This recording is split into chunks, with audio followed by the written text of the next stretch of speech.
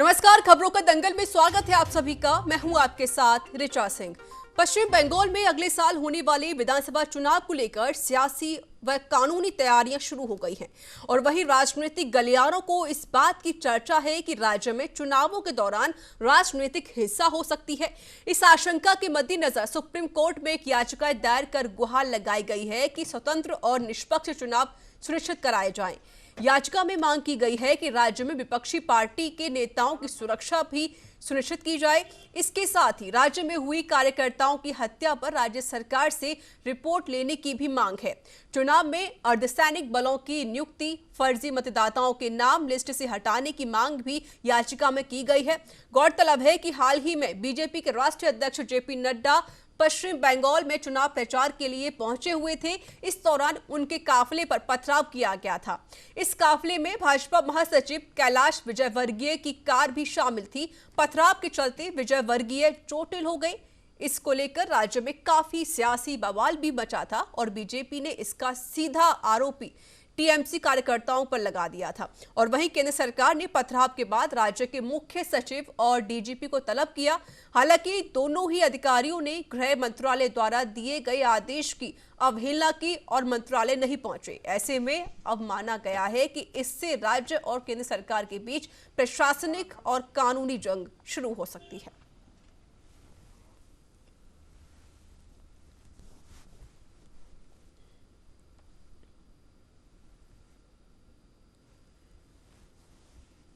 तो पश्चिम बंगाल चुनाव में हिंसा की आशंका को लेकर सुप्रीम कोर्ट में याचिका दायर की गई है, जहां पर विपक्षी नेताओं की सुरक्षा की मांग की गई है और वहीं पर हत्याओं पर ममता सरकार से जवाब भी मांगा गया है, क्योंकि जिस तरीके से अमित शाह ने आरोप लगाया था ममता बनर्जी पर, उन्होंने कहा था कि टीएमसी सरकार ने हमारे ऊपर हमला किया था, क्योंकि जिस तरीके से लगातार कार्यकर्ताओं की हत्याएं हो रही थी और हिंसक झड़प देखने को मिल रही थी। इसी को लेकर सुप्रीम कोर्ट में याचिका दायर की गई है।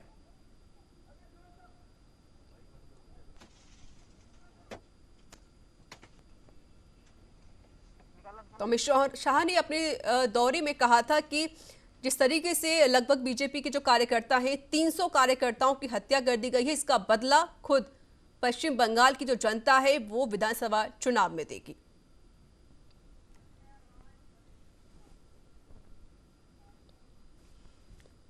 और हमारे साथ जुड़ चुके इस पर अधिक बातचीत करने के लिए वरिष्ठ पत्रकार संजय राय। सर, स्वागत है अपन न्यूज इंडिया में।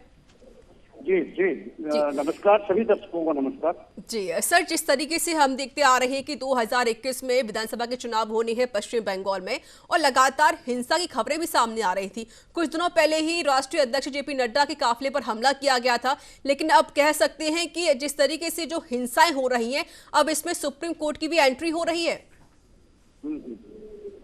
जी, पश्चिम बंगाल में चुनाव का बिगुल बजना अभी बाकी है, लेकिन तैयारियां वहां पे सभी राष्ट्रीय दल कर रहे हैं, क्योंकि भारतीय जनता पार्टी वहां भी चाहती है कि बंगाल के अंदर साबित हो सके और इसलिए वो प्रयास कर रहे हैं। जेपी नड्डा जी गए, उनकी पार्टी पर जो कार्य हुए या जिस तरीके से कि हमले का प्रयोजन हुआ या जो चीज हुआ है, वो वहाँ की राजनीतिक सियासत हो सकती है। मीडिया का कुछ वहां पर देखिए, मीडिया ने भी उसको बखूबी दिखाया है और काम किया है। जेपी नड्डा का साथ जो हुआ, क्या हुआ, उन्होंने किस तरीके से वहाँ के कार्यकर्ताओं ने वहाँ उपसावा किया है या किस तरीके से कार्य किया है, ये तो वहाँ की चीजों को पता चलेगा, जो की जांच करने का विषय है। सरकार वहाँ की जांच कर रही है और हर तरीके से वहाँ पर लोग लगे हुए हैं। प्रचार में इस तरीके से होना भी चाहिए, प्रोपेगेंडा बहुत आएगा। जी संजय जी, जिस तरीके से काफिले पर हमला किया गया था जेपी नड्डा के काफिले पर, लेकिन सबसे बड़ी बात यह है कि इस बीच केंद्र मंत्रालय ने 3 आईपीएस को तलब भी किया था, जहां पर वो आईपीएस नहीं पहुंचे थे। इसको लेकर ममता सरकार ने कहा है कि जो केंद्र सरकार है वो कॉन्स्टिट्यूशन की अवहेलना कर रही है और साथ ही साथ जिस तरीके से हिंसाएं सामने आ रही हैं, क्या हम ये नहीं कह सकते कि यहाँ पर कहीं ना कहीं जो डेमोक्रेसी है वो डगमगाती हुई नजर आ रही है?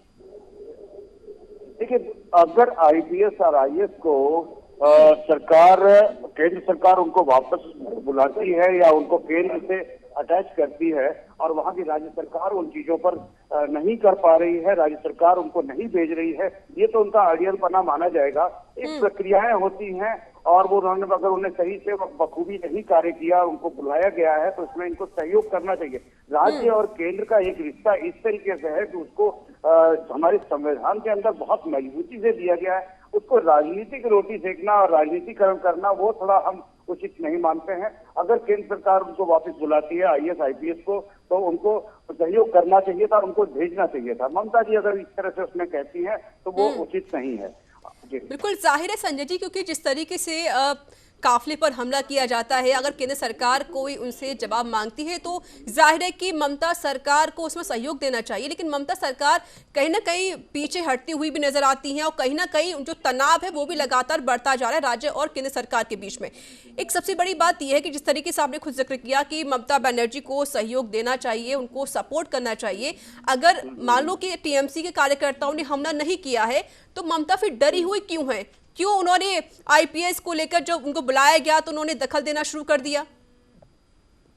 कि पिछले देखा जाएगा, पिछले हम लोग 2014 के बाद से राज्य सरकार और केंद्र सरकारों के बीच में इस तरह की तनातनी चलती रही है। राजस्थान में भी देखी गई है, मध्य प्रदेश में भी देखी गई, और इसके अलावा कर्नाटक में भी रहा। और उसका असर देखिए, उत्तराखंड की सरकार भी हरीश रावत की सरकार को हटाया था, फिर वे दोबारा से किसी तरीके से वापस आए थे। बहुत सारी चीजें थी, बहुत सारी चीजें चलती आई है। ये तनातनी का दौर चला आ रहा है। अब देखिए कि पश्चिम बंगाल के अंदर गवर्नर से और मुख्यमंत्री के बीच में बातचीत नहीं है, ये भी एक तगड़ा कारण है। और एक पक्ष विपक्ष केंद्र का और इनका अब बातचीत होनी चाहिए, और इन सब चीजों प्रक्रियाओं से एक जनता के बीच में गलत संदेश जाता है, संविधान की अवमानना होती है। इस पर थोड़ा सा कार्य करने के लिए और सोचने की जरूरत है। ममता जी अगर इस तरह से कर रही हैं तो वो उचित नहीं है, उनको इस तरह से थोड़ा सा करना चाहिए। कहीं न कहीं केंद्र सरकार से भी हो सकता है कि उकसावे की राजनीति हो और वो उकसा रहे हों। लेकिन सर राजनीति हो क्यों रही है? क्योंकि अगर आप सही हैं तो आपको जवाब देना बनता है। जी इसमें राजनीति क्यों की जा रही है? जी हाँ जी, दोनों तरफ से राजनीति हो रही है, और इसमें केवल जो है पिस रहा है जनता, जिसमें विकास डेवलपमेंट के काम नहीं हो पा रहे हैं। किसी भी राज्य का है डेवलपमेंट रुकता है अगर विकास की योजनाएं हर काम, इससे थोड़ा सामंजस्य बनना चाहिए। आपने ये बात सही कही कि इसमें जनता पिस रही है, क्योंकि जिस तरीके से बीजेपी ने कहा था कि केंद्र सरकार जो भी योजना लेकर आती है लेकिन ममता बनर्जी उसको फॉलो ही नहीं करती, उसको लागू ही नहीं करती है राज्य में। जी, उसको लागू कहीं पर भी नहीं हो रहा। जिस राज्य में कहीं पर भी देखिए ना, हर जगह देखने के लिए आया है, और वो केंद्र सरकार अपनी चीजों को भेज रहा है, अपनी योजनाएं कर रही है। हाँ, आज केंद्र है और पहले भी रहा है इस तरीके से। देखिए केंद्र में कांग्रेस की सरकार थी, वहां सीपीआई की सरकार थी, लेकिन कभी इस तरह की तनातनी नहीं आई बंगाल के अंदर। संजय जी, जिस तरीके से बीजेपी ने कहा था, अमित शाह ने खुद बोला था कि हमारे लगभग 300 कार्यकर्ताओं की हत्याएं हो चुकी हैं, लेकिन अभी तक कोई कार्रवाई नहीं की जाती, ना ही जो ममता सरकार है वो कोई कार्रवाई करती है, ना ही कोई जवाब देती है। अगर अब विधानसभा के चुनाव आने वाले हैं 2021 में पश्चिम बंगाल में, अगर यहाँ पर राजनीतिक हिंसा होती है तो उसका जिम्मेदार कौन होगा? क्योंकि अब सुप्रीम कोर्ट में याचिका भी दायर कर दी गई है। तो वहां पर केवल अगर हिंदू लोग हैं, हिंदू परिवार है, उनके बीच में कोई कार्यकर्ता की आपस में पारिवारिक लड़ाइयां भी होती हैं, पारिवारिक जमीन के मुद्दे भी होते हैं, क्योंकि गरीबी और बहुत सारी चीजें कम है।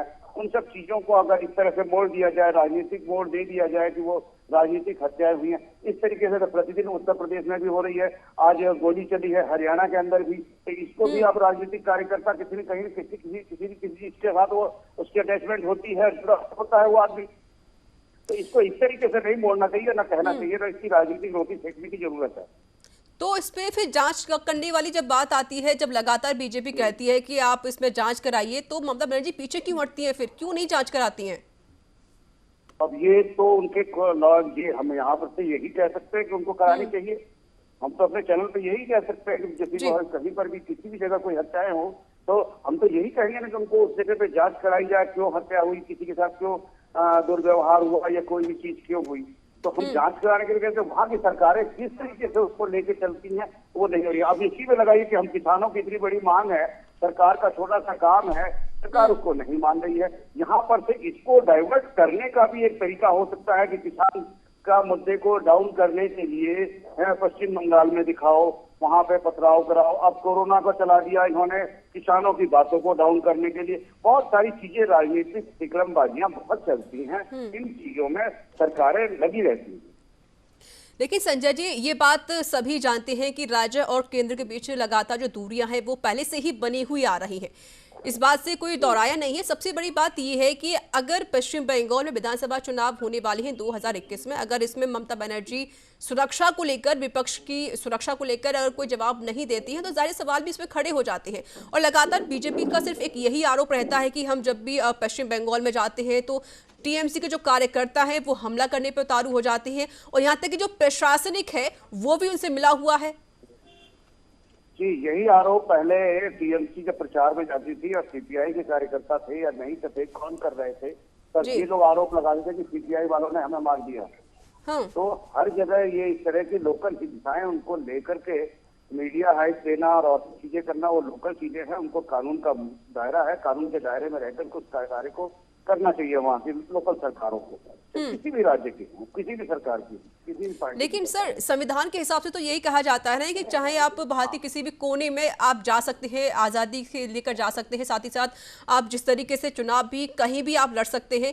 लेकिन कहीं ना कहीं यहाँ पर कह सकते हैं कि संविधान की जो वहाँ पर रूल्स बनाए गए हैं आज़ादी को लेकर, वो कहीं ना कहीं यहाँ पर इफेक्ट होते हुए भी नजर आते हैं। बहुत बहुत शुक्रिया सर हमसे बातचीत करने के लिए, अपनी बात को साझा करने के लिए। चलिए बात करते हैं कोविड-19 को लेकर। भारत में कोरोना वायरस के मामले सामने आ रहे हैं। नए मामलों के बीच केंद्र सरकार ने टीकाकरण को लेकर योजना बनाना भी शुरू कर दिया है, और दूसरी तरफ अमेरिका, चीन, ब्रिटेन और रूस जैसे देशों में टीकाकरण शुरू भी हो गया है। तो वहीं कांग्रेस नेता राहुल गांधी ने मोदी सरकार को इस मुद्दे पर घेरते हुए पूछा है कि चीन, अमेरिका और में टीकाकरण तो शुरू हो गया है, तो भारत का नंबर कब आएगा। राहुल ने ट्वीट करते हुए कहा कि दुनिया भर में 23 लाख लोगों को अभी तक कोविड वैक्सीन लग चुकी है। साथ ही राहुल ने अपने इस ट्वीट के साथ एक ग्राफ भी साझा किया है, जिसमें बताया गया है कि अब तक इन देशों में कितने लोगों को वैक्सीन लग चुकी है। आपको बता दें कि स्वास्थ्य मंत्री हर्षवर्धन ने कहा था कि भारत में जनवरी से कोरोना वायरस के खिलाफ लोगों का टीकाकरण शुरू हो सकता है, और सरकार की पहली प्राथमिकता वैक्सीन की सुरक्षा और प्रभावकारिता है। इसके साथ ही स्वास्थ्य मंत्री हर्षवर्धन ने कहा था कि हमारे पास दुनिया में सबसे अधिक रिकवरी रेट है। अमेरिका, रूस और ब्राजील जैसे दुनिया के कुछ विकसित देशों की तुलना में, जहां रिकवरी रेट 60 से 80% के बीच में है, इसे देखकर पता चलता है कि हम बेहतर स्थान पर हैं।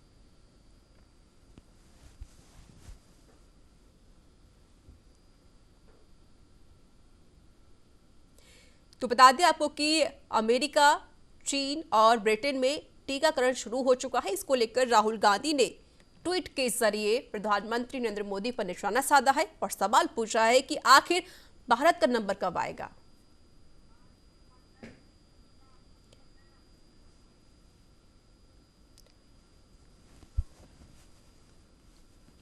तो ट्वीट के जरिए राहुल गांधी ने केंद्र सरकार पर हमला बोलते हुए कहा है कि मोदी जी, आखिरकार भारत में जो टीकाकरण है वो कब शुरू होगा, कब भारत का नंबर आएगा। क्योंकि बता दें आपको कि अमेरिका, चीन और ब्रिटेन में वैक्सीनेशन की जो प्रोसेस है वो शुरू हो चुका है। और एक ग्राफ साझा करते हुए राहुल गांधी ने केंद्र सरकार पर निशाना साधा है। उन्होंने कहा है कि मोदी जी, भारत का नंबर कब आएगा, क्योंकि कुछ और जो कंट्रीज हैं, जो विकसित देश हैं, वहां पर टीकाकरण की शुरुआत हो चुकी है, लेकिन अभी तक भारत का नंबर नहीं आया है। और वहीं पर डॉक्टर हर्षवर्धन ने कहा था कि जिस तरीके से भारत में जो आंकड़े बढ़ रहे हैं, इसको कंट्रोल करने की पूरी कोशिश की जा रही है। साथ ही साथ वैक्सीनेशन का जो काम है वो भी किया जा रहा है, और हो सकता है कि जनवरी 2021 में टीकाकरण की शुरुआत हो जाए। लेकिन इस बीच राहुल गांधी का निशाना केंद्र सरकार पर, जहां पर उन्होंने ट्वीट के जरिए एक ग्राफ भी शेयर किया है, और साथ ही साथ लिखा है कि मोदी जी, हर देशों में तो टीकाकरण का जो प्रोसेस है वो शुरू हो चुका है, तो भारत का नंबर कब आएगा। आपको बता दें, केंद्र सरकार लगातार इस कोशिश में जुटी हुई है कि कैसे इस वायरस पे कंट्रोल पाया जाए, साथ ही साथ जो वैक्सीन का काम है वो कब पूरा किया जाए। और जिस तरीके से केंद्र सरकार ने भी एक पूरा ग्राफ तैयार कर लिया है कि कैसे कैसे वैक्सीनेशन को बांटना है, कैसे कैसे वैक्सीन लगाई जाएगी। और जिस तरीके से उन्होंने केंद्र सरकार ने कह दिया है कि पहले जो कोविड वॉरियर हैं उनको वैक्सीन लगाई जाएगी, जैसे कि डॉक्टर्स, स्वास्थ्यकर्मी या पैरामेडिकल स्टाफ, और साथ ही साथ जिस तरीके से जो हमारी रक्षा में लगे रहती हैं पुलिसकर्मी, उनको पहले वैक्सीन लगाई जाएगी। उसके बाद जो बुजुर्ग हैं या फिर जो बच्चे हैं उनको वैक्सीन लगाई जाएगी।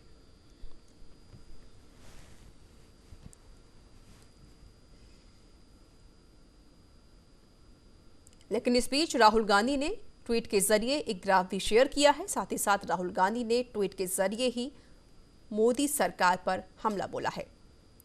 और ये ट्वीट भी आप देख रहे हैं टीवी स्क्रीन पर। वहां पर उन्होंने लिखा है कि मोदी जी, अमेरिका, चीन और ब्रिटेन में तो वैक्सीन का काम शुरू हो चुका है, टीकाकरण लगना शुरू हो चुका है, तो भारत का नंबर कब आएगा। और हमारे साथ जुड़ चुके हैं इस पर अधिक बातचीत करने के लिए वरिष्ठ पत्रकार आरबी उपाध्याय। सर, स्वागत है आपका न्यूज इंडिया में। धन्यवाद जी। जी सर, जिस तरीके से देखा जा रहा है कि चाहे भारत हो या फिर राज्य हो, लगातार इनकी यही कोशिश है कैसे इस पर कंट्रोल पाया जाएगा कोविड-19 पर। लेकिन इस बीच भी लगातार जो विपक्ष पार्टियां हैं वो निशाना साध रही हैं। और साथ ही साथ खुद स्वास्थ्य मंत्रालय की तरफ से कहा गया है कि वैक्सीनेशन का जो काम है वो शुरू हो चुका है और जनवरी में हो सकता है कि टीकाकरण लगा दिया जाए। लेकिन राहुल गांधी साफ तौर पर ट्वीट के जरिए मोदी सरकार पर हमला बोल रहे हैं और कह रहे हैं कि भारत का नंबर कब आएगा। देखिए, कोई भी वैक्सीन जब भी विचार होती है जी, तो उसका एक प्रोसेस, तो वो प्रोसेस टाइम लगता है जी। तो इतना टाइम जो लगा है, वर्ल्ड वाइड आप देखेंगे जब कोई वैक्सीन बनती है तो उसका ये टीके का उसके साइड इफेक्ट क्या है, उनकी स्टडी होती है, वायरस की स्टडी होती है, कौन सा वायरस है। अभी आप देखते ब्रिटेन में एक दूसरा रूप वायरस का सामने आ रहा है, दूसरा जो सामने आया है तो उस पर अध्ययन हो रहा है जी। तो भारत में जो अध्ययन चल रहे थे और माननीय प्रधानमंत्री ने दौरा भी किया, जो भी का बना रहे थे कंपनी, उनका दौरा किया है।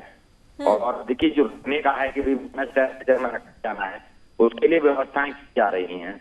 तो के जितना हो सकता है देश अपने नागरिकों के टीकाकरण की कोशिश करता, प्रयास करता है।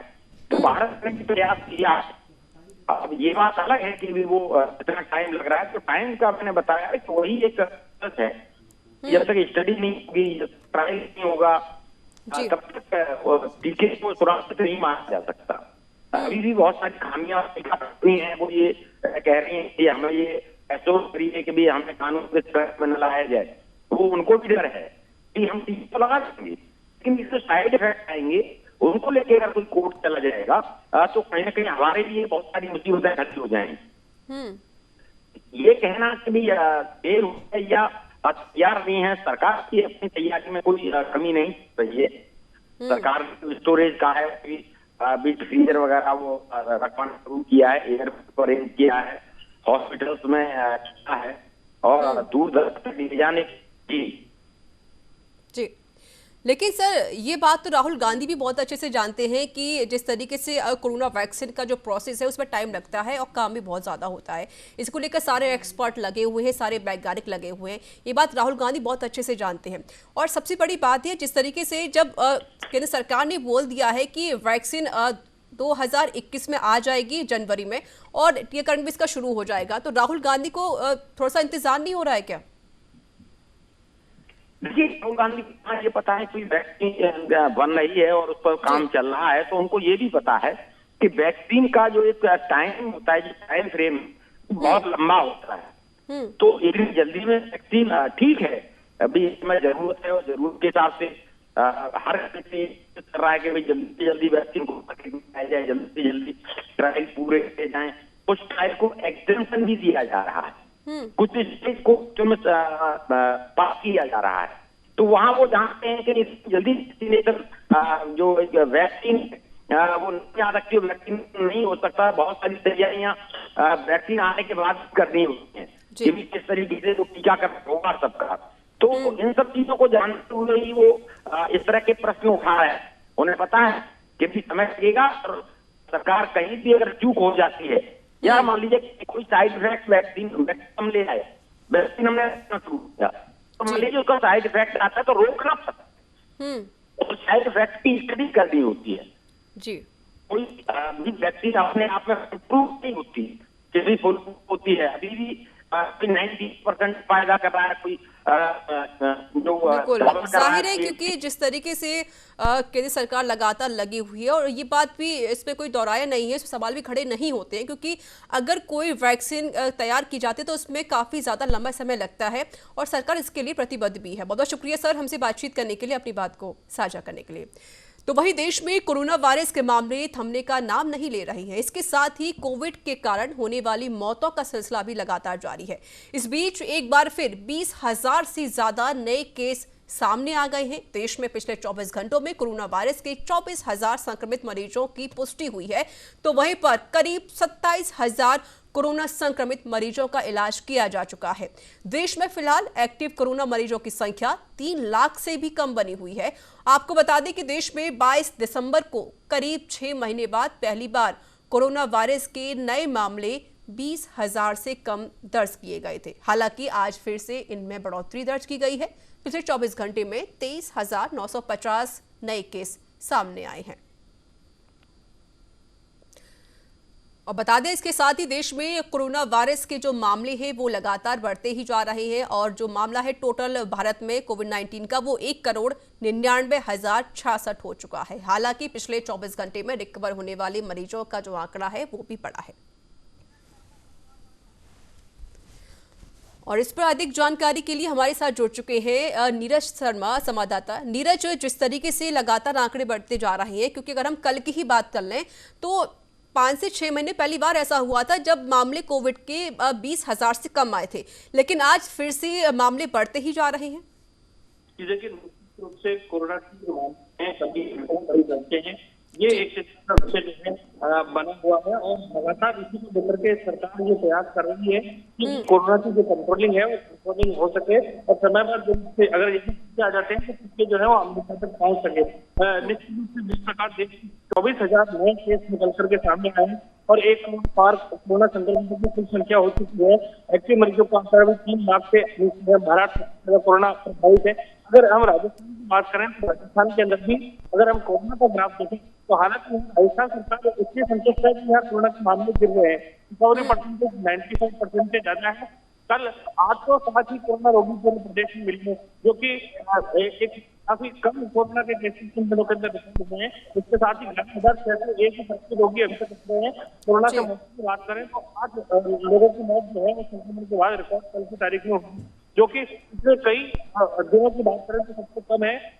पिछले 3-4 महीने से सबसे कम जो ये मौतें हुई है वो कल की तारीख में रिकॉर्ड हुई है। नीरज, जिस तरीके से अब आप जो आंकड़े हैं कोविड-19 के वो कम आ रहे हैं, साथ ही साथ जो मौतों की संख्या थी वो भी कम होती हुई जा रही है, और रिकवरी रेट भी लगातार बढ़ता ही जा रहा है, तो वहीं पर भारत में जो आंकड़ा है एक्टिव केसों का जो आंकड़ा है वो भी 3 लाख से कम हो चुका है। सबसे बड़ी बात यह है कि हम कह सकते हैं जिस तरीके से जो आंकड़े कम आ रहे हैं कोविड-19 के, उसमें कहीं ना कहीं केंद्र सरकार और राज्य सरकार जो लगातार कोशिशें कर रहे थे, जो अभियान चला रहे थे, वो कहीं ना कहीं अब सफल होते हुए नजर आ रहे हैं। देखिए, सरकारों की सफलता असफलता की बात इस पैमाने पर तो की जा सकती है कि केसेस की संख्या जो है वो कम हुई है, लेकिन वास्तविक रूप से क्या कोरोना संक्रमण जो है ये कब खत्म हो पाएगा, ये चिंता का विषय है। और कौन सी सरकार जो है, किस देश की सरकार इसको लेकर के ज्यादा सक्रिय है, और वहाँ के जो वैज्ञानिक हैं वो ज्यादा सक्रिय हैं, चिकित्सक ज्यादा सक्रिय हैं, आम जनता की भागीदारी कितनी ज्यादा है, ये सारी चीज ओवरऑल जो है देखनी होती है। अब चूंकि नया साल भी आ रहा है, क्रिसमस का त्योहार आ रहा है, कहीं जश्न के माहौल में जो लोग जो है होश में जोश के अंदर होश ना गवा बैठे, ये एक चिंता का विषय है। इसीलिए मुख्यमंत्री अशोक गहलोत ने भी कहा है कि घर में बैठ करके ही अपने परिवार के साथ में नए वर्ष को मनाएं। दिवाली जैसी सख्ती जो है अभी भी जारी रहेगी, क्योंकि सरकार कोई रिस्क नहीं लेना चाह रही है। संख्या कम हो गई इसका मतलब ये नहीं है कि कोरोना खत्म हो गया है। और एक इसका यूके के अंदर जो नया स्ट्रेन पता पड़ा है वो और भी ज्यादा संक्रामक है, ऐसी जानकारी सामने आ रही है। उसको लेकर के अंतर्राष्ट्रीय फ्लाइट्स जो है यूके से और यूरोपियन कंट्रीज से आने वाली, उन पर भी रोक की बात सामने आ रही है। लेकिन चिंता की बात यह है कि आखिर ये कोरोना संक्रमण है कब खत्म होगा, और कब जाकर के आम लोगों को इससे राहत मिल पाएगी, क्योंकि ये संक्रमण होने तक ही नहीं, उसके बाद में भी काफी निशानियां छोड़ करके जा रहा है। लोगों के शरीर पर काफी दुष्प्रभाव जो है वो निकल करके सामने आ रहे हैं। चलिए, बहुत बहुत शुक्रिया नीरज शर्मा अधिक जानकारी देने के लिए। तो इसी के साथ खबरों का दंगल में इतना ही। नमस्कार।